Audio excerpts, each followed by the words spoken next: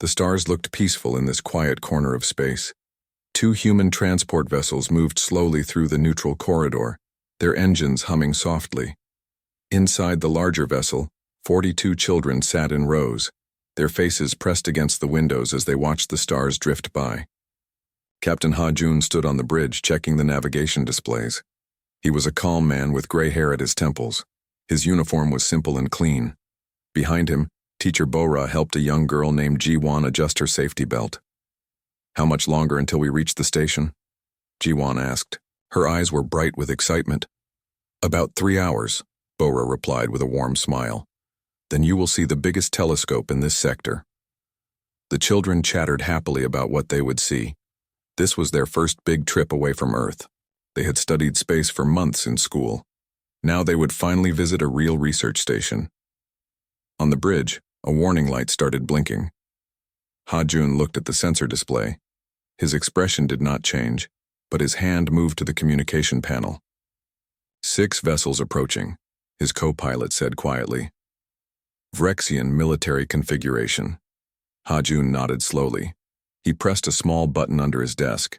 The button sent a silent signal back toward Earth. Then he opened the ship-wide channel.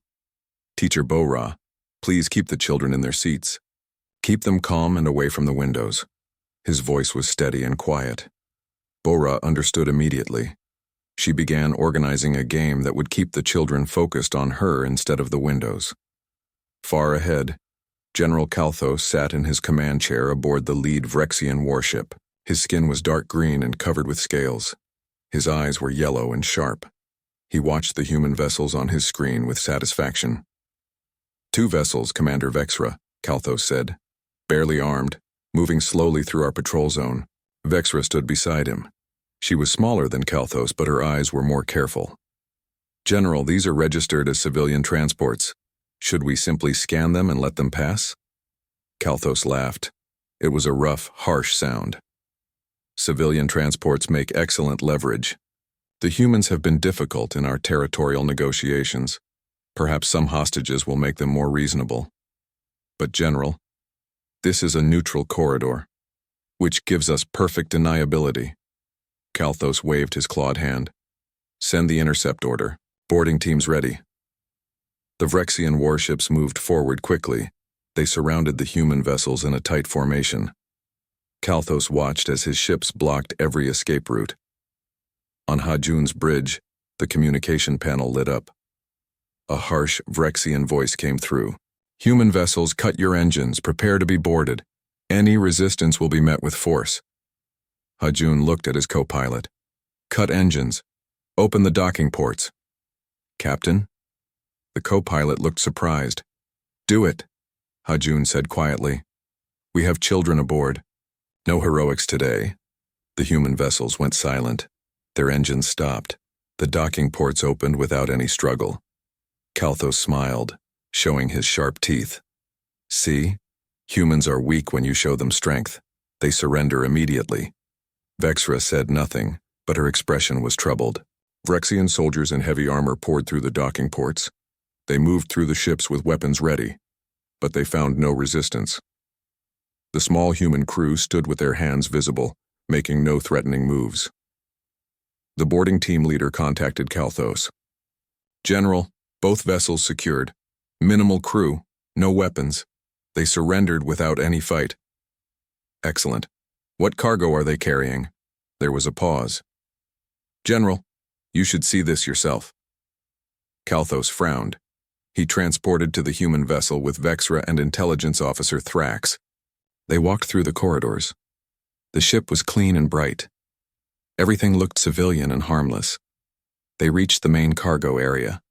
The boarding team leader opened the door.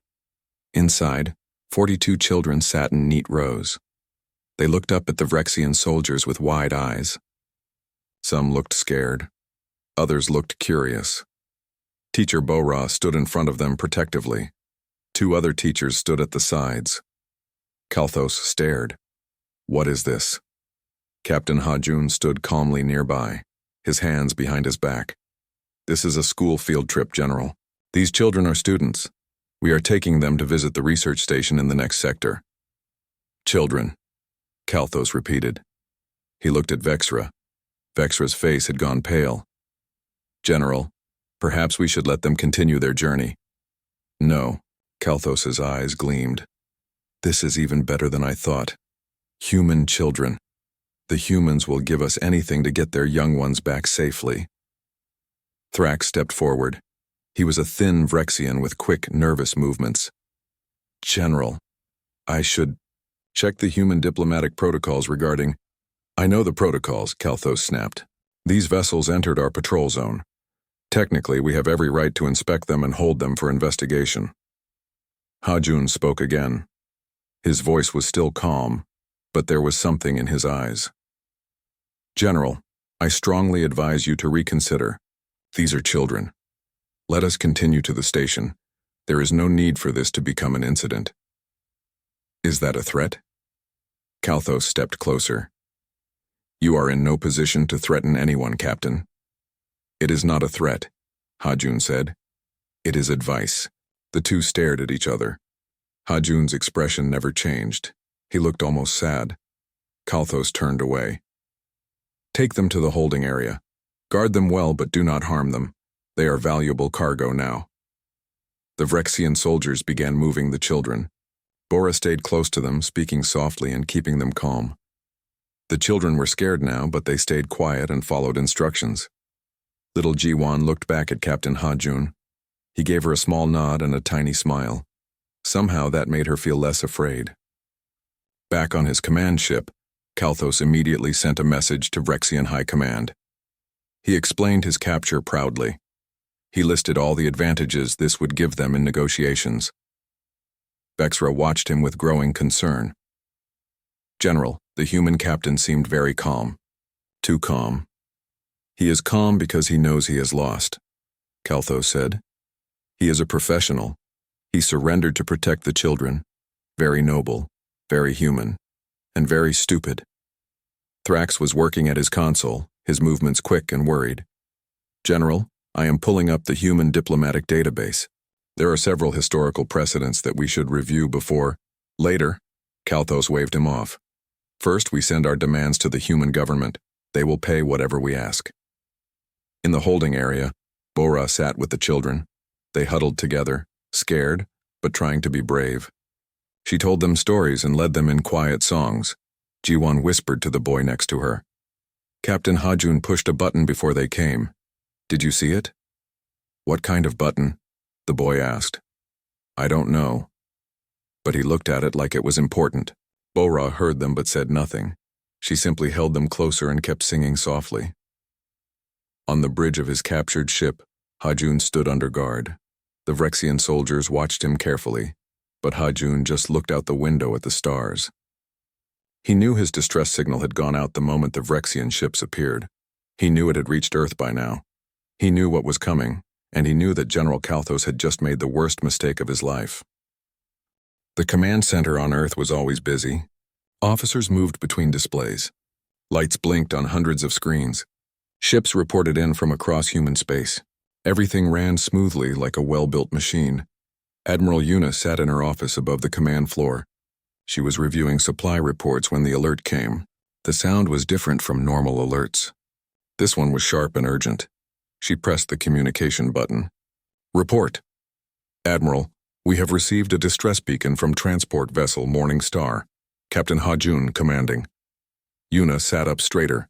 Hajun was reliable. He would not send a distress signal unless something was seriously wrong. What is the situation? The officer's voice became tense. Admiral, the automated message indicates civilian transport with children aboard. Captured by Vrexian military forces. Location confirmed in neutral corridor. The room went absolutely silent. Every officer on the floor stopped moving. They all turned to look at Admiral Yuna's office. Yuna stood up slowly. Her face showed no emotion, but her eyes became cold as ice. When she spoke, her voice was perfectly calm and absolutely terrifying. How many children? 42, Admiral. Ages 8 to 12. School field trip. Yuna walked out of her office onto the command floor. Officers moved aside. She went straight to the main tactical display. Activate Protocol Shepard. All channels. Override everything. Protocol Shepard was something every human officer knew about. They trained for it. They hoped they would never need to use it. It was the emergency response protocol for when human children were in danger. Within 30 seconds, every human military ship in space received the same message. The message was simple and direct. It showed the location, it showed the situation, and it gave one order: respond immediately. In 3 different sectors, human carrier battle groups changed course. They did not ask for permission. They did not finish their current missions. They simply turned and began moving at maximum speed toward the coordinates. On Military Station Outpost 7, Commander Day Wan was in the training room when the alert came through. He read the message once. His expression went hard. "Suit up," he told his team. "Full combat gear. Hostage extraction. We leave in 5 minutes." His team moved instantly. They were the best rescue unit in the human military. They had trained for situations exactly like this. Day One had led rescue missions before, but never with children involved. That made this different. That made this personal for every human soldier. Back on Earth, Yuna opened a direct channel to the Human Government Council. "We have a situation," she said. 42 of our children have been taken by Vrexian military forces. I am implementing Protocol Shepherd. I need authorization for full military response if negotiations fail." The council leader appeared on screen. Her face was pale. "You have full authorization, Admiral. Get our children back. Whatever it takes." "Yes, ma'am." Yuna turned to her communications officer. "Open a channel to Vrexian High Command. Highest priority." It took 3 minutes to establish the connection. 3 Vrexian officials appeared on the screen. They looked annoyed at being disturbed. Yuna did not waste time with pleasantries. "Your military forces have captured 2 human civilian vessels. These vessels contain 42 human children. You have 6 hours to return them unharmed. If you fail to comply, Earth will consider this an act of war." The lead Vrexian official blinked in surprise. "Admiral, we have no knowledge of any such capture." "Let me investigate." 6 hours, Yuna repeated. "Not 1 minute more. The countdown starts now." She cut the connection. Around her, the command center worked with incredible speed. Every ship position was updated. Every weapon system was checked. Supply lines were rerouted. The entire human military was reorganizing itself around a single goal. Far away on his command ship, General Kalthos was celebrating. He had just sent his ransom demands to the human government. He expected they would negotiate for days. He expected to get everything he wanted. Then his communication officer spoke urgently. "General, incoming transmission from Vrexian High Command." "Priority override." Kalthos frowned. That was fast. He activated the channel, expecting praise. Instead, the face of Grand Admiral Zeleth appeared. Zeleth looked furious. "Kalthos, you fool! What have you done?" Kalthos was confused. "Grand Admiral, I have captured valuable hostages. Human children. They will— Children!" Zeleth's voice rose. "You captured their children? We have just received an ultimatum from Earth. They have given us 6 hours to return those children or they will declare total war." "They are bluffing," Kalthos said confidently. "They will negotiate. They always negotiate. Humans do not bluff about their children," Zeleth shouted. "Release them immediately." "That is a direct order." Kalthos felt anger rising. "Grand Admiral, with respect, I am in command of this situation. I have the advantage. The humans will give us whatever we ask for. This is a perfect strategic opportunity." "You have 6 hours," Zeleth said coldly. "If those children are not released, you are on your own. High Command will not support this action." The channel closed. Kalthos stared at the blank screen. Vexra spoke carefully. "General, perhaps we should consider—" "No." Kalthos turned to her. "High Command does not understand. I am holding all the cards here. The humans will not risk their children. They will pay anything. You will see." Thrax was typing frantically at his console. "General, I have been reviewing human military responses to past incidents involving their young. The data is very concerning." "Show me," Kalthos said impatiently. Thrax brought up a series of reports. 20 years ago, pirates captured 5 human children from a mining colony. The humans hunted down every single pirate base in the sector. They destroyed 12 pirate fleets. They glassed the main pirate moon base where the children were being held. "Pirates are not a military force," Kalthos said. "One of the children died in that incident." Thrax continued quietly. "After that, the humans spent 3 years hunting down every pirate organization in known space. They did not stop until every single pirate who had any connection to the kidnapping was dead. The bridge went quiet. "That was different," Kalthos said, but his voice was less certain. "We are a legitimate military. We are holding them safely. We will not harm them." "General," Thrax said, his voice shaking slightly, "I have found 17 other incidents in the database. In every single case, when human children were threatened, the human response was immediate and overwhelming. They do not negotiate. They do not hesitate. They simply come with everything they have." Vexra stepped forward. "General, our sensors are detecting something." "What?" "Long-range sensors show multiple FTL signatures. Very large vessels. Moving very fast." Vexra's face had gone pale. "General, they are heading directly toward our position." Kalthos looked at the sensor display. He saw the signatures appearing, one after another. Big ships, moving at speeds that should not be possible for vessels that size. "How long since we captured the human vessels?" he asked quietly. 4 hours, General. 4 hours. The humans had assembled a fleet and sent it racing across space in just 4 hours. Thrax was counting the signatures. "General, I count 18 capital ships, 3 full carrier groups, plus destroyer escort, plus support vessels. General, this is not a rescue force. This is an invasion fleet." Kalthos stared at the display. For the first time, doubt crept into his mind. "They are bluffing," he said again, but now his voice was uncertain. Vexra looked at him. "General, humans do not send 3 carrier battle groups as a bluff." In the holding area, the children were trying to sleep. Bora sat with them, keeping watch. Little Jiwan was still awake, staring at the ceiling. "Teacher Bora," she whispered. "Are we going to be okay?" Bora smiled and touched her hair gently. "Yes, sweetheart. Help is coming. I promise." "How do you know?" Bora looked toward the stars beyond the walls. "Because no one takes human children without every single human coming to get them back." The human fleet emerged from faster-than-light travel in perfect formation. The stars seemed to bend and twist as ship after ship appeared. First came the destroyers, spread out in a protective screen. Then the massive carriers, each one bigger than 3 Vrexian warships combined. On his command ship, General Kalthos watched the display with growing horror. The human fleet was enormous. Every vessel showed full combat readiness. Their weapons were charged. Their shields were up. They moved with perfect coordination. "Count them," Kalthos ordered. Thrax's hand shook as he worked his console. 23 capital ships, General. 42 destroyers. 18 support vessels, plus what looks like specialized assault craft. I count at least 200 fighter craft launching from the carriers. Vexra did quick calculations. "General, they outnumber us almost 6 to 1. "And their ships are bigger than ours." Kalthos felt cold fear in his stomach. He had 6 warships. 6. Against that massive fleet, he had no chance in a fight. But he still had the children. "They will not attack while we hold the children," he said. "They cannot risk harming them." "General," Thrax said quietly, "they assembled this fleet in less than 5 hours. They moved it across 3 sectors at maximum speed. Sir, they are not here to negotiate." The communication panel lit up. A calm, cold voice spoke. "Vrexian vessels, this is Admiral Yuna of Earth Fleet Command. You are holding 42 human children. Release them immediately and surrender your ships. You have 2 hours to comply." Kalthos activated his communication. "Admiral Yuna, you are in no position to make demands. I hold the children safely. If you attack, they may be harmed. I suggest we discuss terms." "This is not a negotiation," Yuna interrupted. 2 hours.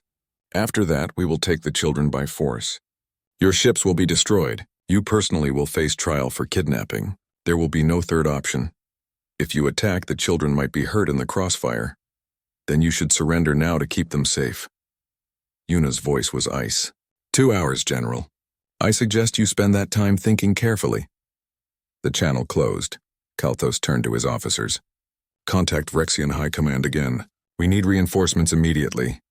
It took several minutes to establish the connection. When Grand Admiral Zeleth appeared, his face showed no sympathy. "What do you want, Kalthos?" "Sir, the humans have sent a massive fleet. I need reinforcements to defend our position." "You will receive no reinforcements," Zeleth said flatly. "The High Command has reviewed the situation. We have decided that your actions were unauthorized and reckless. Release the children immediately and surrender to human authority." Kalthos felt rage and fear mixing together. "You are abandoning me?" You created this situation, Zeleth replied. We are currently in negotiations with Earth to ensure this does not become a full war. Those negotiations will go much better if you surrender now. The alternative is that the humans destroy your ships and then declare war on all of us anyway. But I can use the children as leverage. You understand nothing. Zeleth leaned forward. Humans do not see their children as leverage. They see them as a reason to destroy everything in their path. You have made them very, very angry. Now you will face the consequences alone. The channel closed again. Kaltos stared at the blank screen. His own government had abandoned him. He was alone with 6 ships facing a human armada. Thrax spoke up nervously. General, I have finished reviewing all available data on human behavior regarding their young. The patterns are very clear. Tell me, Kalthos said quietly. Thrax brought up the reports. 20 years ago, pirates captured 5 human children. The humans did not negotiate. They attacked the pirate base immediately. 1 child died in the fighting. After that, humans spent 3 years systematically destroying every pirate organization they could find. They killed over 50,000 pirates, he pulled up another report. 15 years ago, a criminal syndicate kidnapped 3 human children for ransom. The humans paid the ransom. Then, after the children were returned safely, they hunted down every member of that syndicate. It took them 2 years. They found all of them. Another report appeared. 10 years ago, a small war was happening between 2 alien species. Human refugees were caught in the middle. When one of the species accidentally killed 2 human children during a bombing, both sides immediately stopped fighting. They knew the humans would turn their weapons on whoever was responsible. Kalthos looked at the reports. These are all different situations. The situations are different, but the pattern is the same, Thrax said. Humans are reasonable about most things. They negotiate. They compromise. They trade. But not about their children. Never about their children. That is the one line you cannot cross. Vexra added quietly. General, there are stories about Earth itself, about their history before they reached space. Do you know what they did during their ancient wars when enemies threatened their young? Kaltos shook his head. They burned entire cities. They destroyed whole nations. They created weapons so terrible that they almost destroyed their own planet, all because different groups threatened each other's children.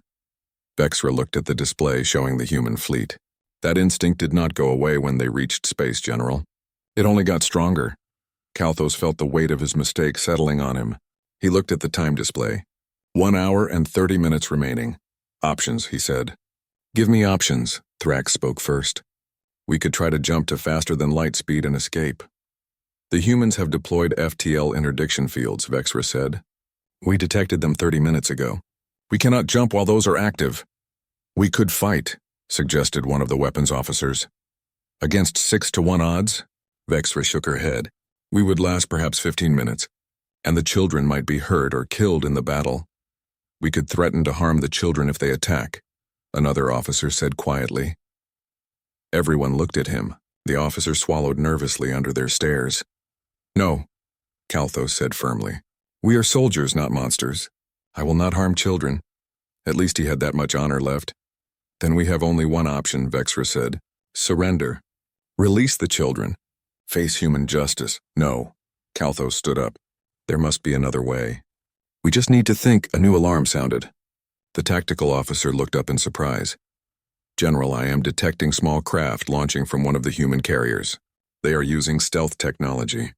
I can barely see them. Where are they going? Kalthos demanded.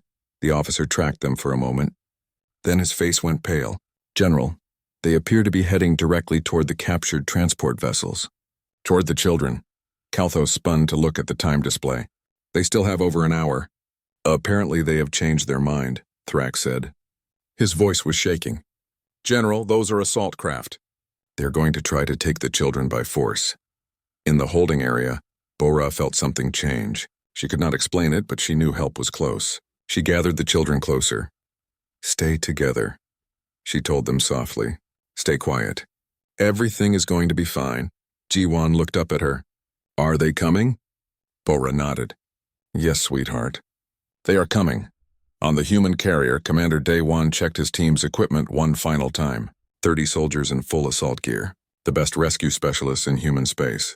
They had trained for this exact situation countless times. But this time was different. This time real children were waiting. Real human children who were scared and far from home. Remember, Daewon told his team, non-lethal methods as much as possible near the children. No loud explosions. No bright flashes. We keep them calm and safe. That is the only mission that matters. His team nodded. Every one of them had children at home.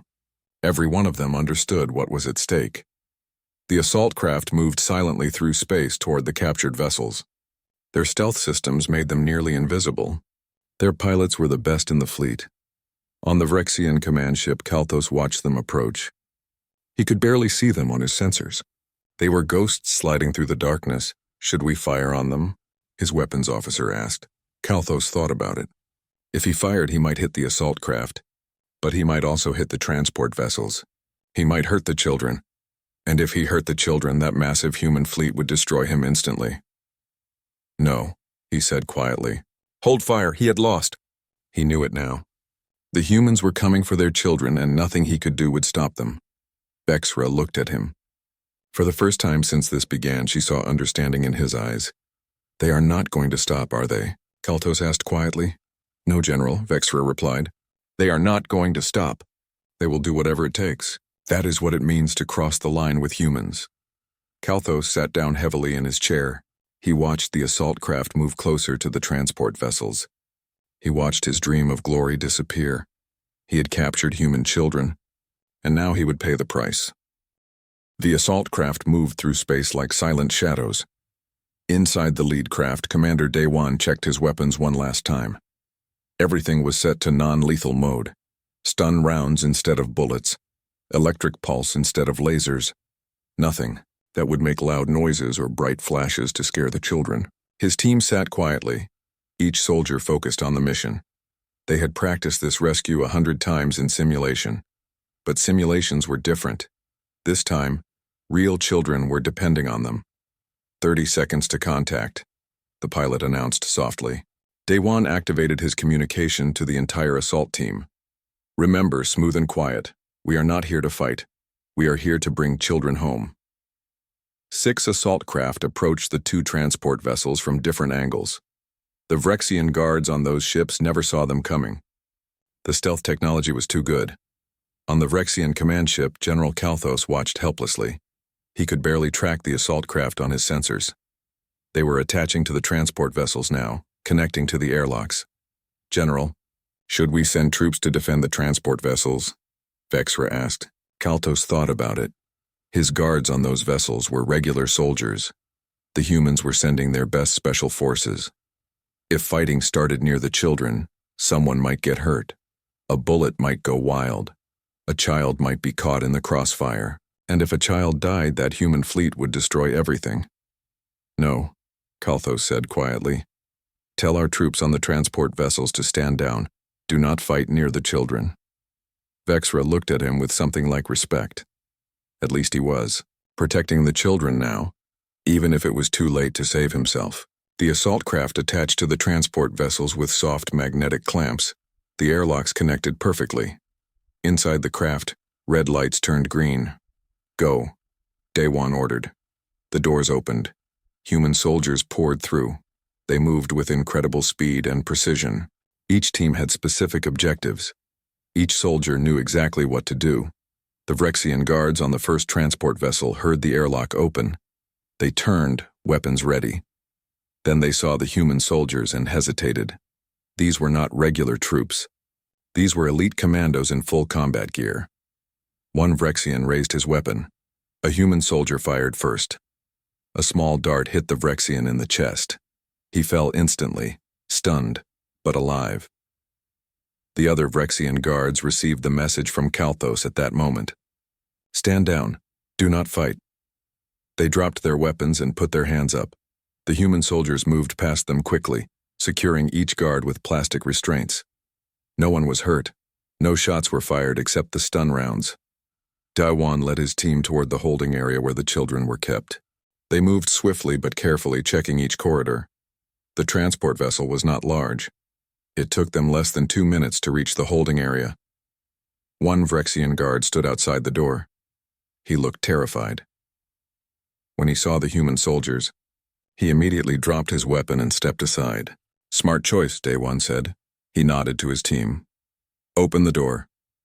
Inside the holding area, Bora had heard the soft sounds of movement in the corridors. She knew what it meant. She gathered the children close. Children, close your eyes for a moment, she said gently. The light from the corridor might be bright. The children obeyed, pressing their faces into her arms and each other. They were scared but trying to be brave. The door opened slowly. Daewon stepped inside first, his weapon lowered. He saw the children huddled together with their teacher protecting them. His heart clenched. Hello, he said softly. My name is Commander Daewon. I am from Earthfleet. We are here to take you home. Bora looked up at him. She saw the human uniform. She saw the kind expression on his face. She saw the relief patches on his armor that marked him as rescue forces. Tears filled her eyes. Thank you, she whispered. The children opened their eyes. They saw the human soldiers. Little Ji-won stood up first. Are you really here to rescue us? She asked. Daewon knelt down so he was at her level. He smiled gently. Yes, sweetheart. We are here to rescue you, all of you. You are safe now. Other children started crying. Some from relief. Some from the stress of the last few hours finally releasing. The human soldiers moved carefully into the room, checking each child for injuries. Is anyone hurt? Daewon asked Bora. No, Bora replied. They kept us locked up, but they did not harm anyone. Daewon nodded. That was something at least. The Vrexians had been smart enough not to hurt the children. All right, everyone, Daewon said, addressing the children. We are going to take you to a medical ship. The doctors there will check to make sure you are healthy. Then we will take you home to Earth. Does that sound good? The children nodded. They held hands as the human soldiers led them out of the holding area. The soldiers were gentle and patient, moving at the children's pace. No one rushed. No one shouted. They walked through the corridors of the transport vessel. The Vrexian guards sat against the walls with their hands restrained, watching silently as the children passed. Captain Ha-jun was on the bridge when Daewon's team reached him. He smiled when he saw the children. Well done, Commander, Ha-jun said. The credit goes to you, Captain, Daewon replied. You kept them safe and calm. That made our job much easier. The children were loaded into the assault craft carefully. Each child was secured in a safe seat. Medical personnel checked them quickly, making sure no one had any injuries or medical problems. From the first alert to this moment, exactly 90 seconds had passed. The human rescue team had executed their mission perfectly.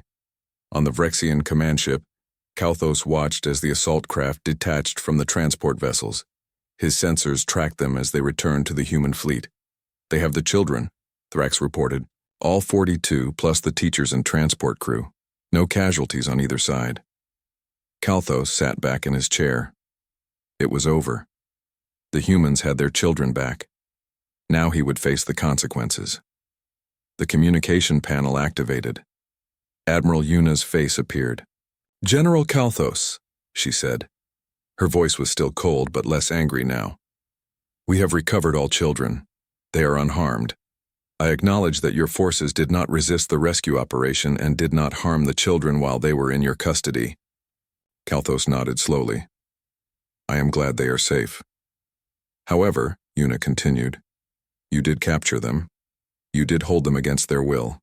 You did put them in danger. Now you must answer for those actions. What are your terms? Kalthos asked. Surrender your ships. You and your officers will be taken into custody to face trial for kidnapping. Your crew will be returned to Vrexian space unharmed. Kalthos looked at his officers. Vexra nodded slightly. Thrax looked relieved. They all knew this was the best outcome they could hope for. And if I refuse? Kalthos asked, though he already knew the answer. Then we will destroy your ships and take you by force, Yuna said simply. The children are safe now. That was our priority. But justice will be served one way or another. Kalthos took a deep breath. He had been a soldier for 30 years. He understood duty. He understood consequences. He had made a terrible mistake, and now he would face it with honor. Very well, Admiral. We surrender. Give us 10 minutes to prepare our ships for transfer of command. You have 10 minutes, Yuna agreed. Do not make me regret giving you that time. The communication ended. Kalthos stood and addressed his crew. Prepare for surrender. Power down all weapon systems. Open all airlocks. Crew members who wish to remain with the ships may do so. Officers prepare to transfer to human custody. The crew moved to follow his orders. No one argued. No one suggested fighting. They all understood that this was the only way. Vexra stepped beside Kalthos. General, for what it is worth, you made the right choice at the end. You protected the children from harm. It does not make up for capturing them in the first place, Kalthos replied. No, Vexra agreed. But it means something. On the human medical frigate, the children were being examined by doctors. One by one, each child was checked carefully. They were all healthy. No injuries, no illnesses. Just scared and tired. Jiwan sat on an examination table, swinging her legs. The doctor smiled at her. You were very brave, the doctor said. Teacher Bora kept us calm, Jiwan replied. And Captain Hajun said help was coming. He was right. The doctor finished her examination. You are perfectly healthy. Would you like something to eat? Jiwan nodded eagerly. She was suddenly very hungry. Throughout the medical frigate, the same scene repeated. Healthy children getting food. Teachers being thanked by grateful medical staff. Everyone safe. Everyone going home. Admiral Yuna received the final medical report. All 42 children healthy. All 3 teachers healthy. Transport crew healthy. 0 casualties. She allowed herself a small smile. Mission accomplished. Now came the second part. Making sure this never happened again. The Galactic Council chamber was enormous. Representatives from 50 different species sat in curved rows that rose toward the ceiling. Lights from their translation devices blinked in many colors. The chamber hummed with dozens of different languages being translated in real time. Today, the chamber was completely silent. At the center of the floor stood General Kalthos. His hands were bound in front of him. Human guards stood on either side, their expressions cold and professional. Behind them, Admiral Yuna sat in the human representative seat, watching everything carefully. The council chair, a tall Delcari with silver skin and wise eyes, spoke. Her voice was amplified throughout the chamber. This emergency session has been called to address the incident involving the capture of 42 human children by Vrexian military forces. General Kalthos, you stand accused of kidnapping, unlawful detention, and endangering the lives of civilians. How do you plead? Kalthos stood straight despite his shame. I accept responsibility for my actions. I made a terrible error in judgment. I endangered innocent children. I plead guilty to all charges. A murmur went through the chamber. Many had expected him to try to defend his actions. His immediate admission of guilt surprised them. The Vrexian representative stood. He was an older Vrexian with many scars. His name was Ambassador Helrix. The Vrexian government wishes to make our position clear. General Kalthos acted without authorization. His actions do not represent Vrexian policy or values. We formally apologize to humanity and to the families of the affected children. We have already begun internal investigations to ensure this never happens again. Admiral Yuna stood to respond. Earth accepts the Vrexian apology. We acknowledge that the Vrexian government moved quickly to disavow General Kalthos's actions. However, this incident has revealed a gap in galactic law. There are currently no specific protections for the children of any species in interstellar space. The council chair nodded. What does Earth propose? We propose a new council resolution. Any military or civilian vessel carrying children of any species must be clearly marked. Such vessels must never be targeted or detained except in cases of actual criminal activity. Any violation of this protection should be treated as an act of war. Another murmur went through the chamber. An act of war? That was serious language. A representative from the peaceful Telkari species stood. She looked worried. Ambassador Yuna, with respect, declaring such actions as acts of war seems extreme. Perhaps economic sanctions or diplomatic penalties would be more appropriate. Yuna turned to face her. Representative Selka, let me be very clear. When someone threatens or harms our children, humans do not think about economic sanctions. We think about getting our children back safely and making sure it never happens again. Every human parent in the galaxy feels this way. Every human soldier feels this way. This is not a policy choice. This is who we are. She paused, then continued more gently. But this protection should extend to all species, not just humans. Every species here has young ones.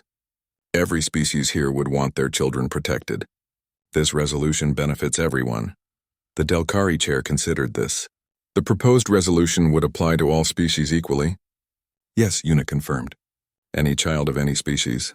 Clear markings on vessels carrying children. Protection from military action. Severe penalties for violations. The chair looked around the chamber. Does any representative object to this proposal? Silence. No one objected. The representatives looked at each other. They all had children. They all understood the fear that human parents must have felt during this incident. Then we shall vote, the chair announced. All in favor of the Child Protection Resolution? Every single representative raised their hand or activated their voting device. The measure passed unanimously. The chair smiled. The resolution is adopted. From this day forward, vessels carrying children of any species shall be protected under galactic law. Now, regarding the sentencing of General Kalthos, Yuna spoke again. Earth requests that General Kalthos serve his sentence in a human correctional facility. We believe 20 years is appropriate, given that the children were not physically harmed and that he ordered his forces not to resist the rescue operation. 20 years. Kalthos felt the weight of those words. But he also felt relief. It could have been much worse. The humans could have demanded his execution. Instead, they were being fair. The sentence is appropriate, the chair agreed. General Kalthos, you will serve 20 years in human custody. Commander Vexra and the other officers will serve 5 years each. The regular crew members will be released with formal warnings. Does anyone object? No one objected. The gavel came down. Justice was served. After the session, Admiral Yuna stood outside the council chamber with Intelligence Officer Thrax. He had been brought to testify about the historical data he had compiled. Officer Thrax, Yuna said, I understand you tried to warn General Kalthos about human protective instincts. Thrax nodded nervously. Yes, Admiral. I showed him the historical data, but he did not listen. Your research was thorough and accurate. Earth Fleet would like to offer you a position as a cultural liaison. We need people who understand different species and can help prevent future misunderstandings. Thrax looked surprised. You want me to work for humans? You understood the importance of protecting children. You tried to prevent this crisis. That shows wisdom and good character. We could use someone like you. Thrax thought about it. Then he nodded. I accept. Perhaps I can help other species understand human nature better. Maybe prevent future incidents. That would be valuable, Yuna agreed. She handed him a datapad. Here is information about the position. Take your time to review it. 3 weeks later on Earth, a special ceremony was held. Captain Hajun stood on a stage with Teacher Bora and the other teachers. They were receiving medals for bravery and composure under pressure. The auditorium was filled with families. Parents sat with their children, holding them close. These were the families of the 42 children who had been captured. Every child was present, healthy, and happy. Captain Hajun, the ceremony leader, said, Your quick thinking and calm leadership kept the children safe. Your distress signal allowed Earth Fleet to respond immediately. For your service, we award you the Star of Valor. Hajun accepted the medal.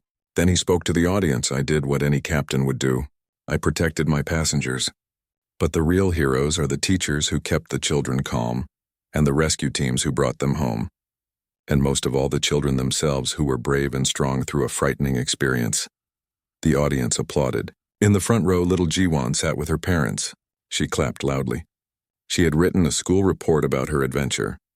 Her teacher had given her top marks for her detailed observations. After the ceremony, Jiwan approached Commander Daewon, who was standing near the back of the room. Commander Daewon, she said. He looked down and smiled. Hello, Jiwan. How are you feeling? I am good. I wanted to say thank you for rescuing us. You are very welcome, Daewon replied. Were you scared? A little bit, Jiwan admitted.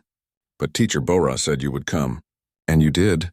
We will always come, Taewon said seriously. That is a promise. No matter where human children are, no matter what danger they face, we will always come to bring them home. Jiwon nodded. She believed him completely. Across the galaxy, the story of the incident spread. Every species heard about it. Every military academy studied it. Every diplomat learned from it. In Vrexian space, military training was changed. New protocols were added. Clear instructions: never ever threaten human children. The consequences are too severe.